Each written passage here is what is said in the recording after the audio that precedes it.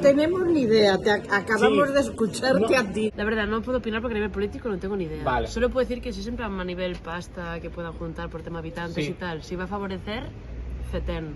A partir de ahí, ya nada más. Bueno, no tengo ni idea de nada más. O sea, que si es para mejor bien, si es para mal, mal. Sí, jolín, de puta madre. Al final, todo lo que sean ayudas a nivel coles, a nivel, ¿sabes? Trabajo, a nivel facilidades para los habitantes, que hay pocas, todo es maravilloso.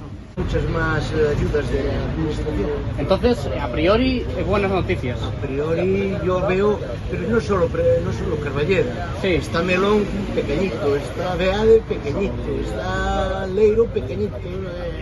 Una gran confederación de hacer Ribeiro. una confederación de ayuntamientos para hacer Iso, ¿y cómo ves como ciudadano al final de esa unión? Mal. ¿Por qué? Porque...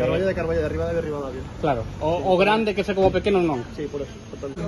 Sin documentación y sin nada. Eso no puede ser.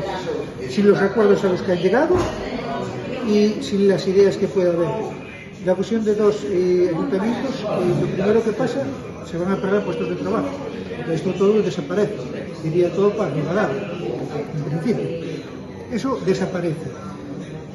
Servicios a las personas mayores, cuando la mayoría aquí es personas mayores, no tienen coches y todo eso, tendrían que ir a Rivadavia. También. Carballera hoy en día tiene unos buenos servicios, muy buenos servicios.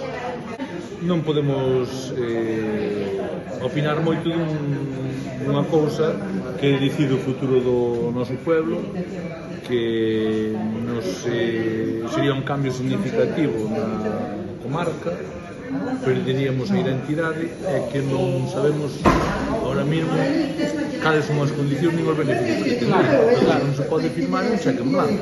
Tú podes, en función do que che ofrezcan e do reporte económico e social que teña para os teus veciños, podes estar a favor, en contra, pero sobre todo tens que informar a todos os veciños do que vai, en que consiste. Claro.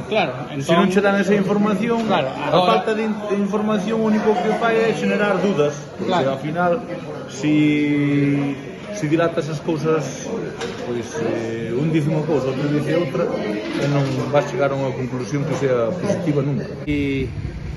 En sí, o meu parecer xa lle expliquei ao alcalde, non esperei que salira na prensa e nada porque eu traballei no Concello 30 e tantos anos bueno, sei sempre un pouquinho de onde soplan as corrientes, claro. Entón, que pasa? A min gustame que as cousas, si se fan, se parta sempre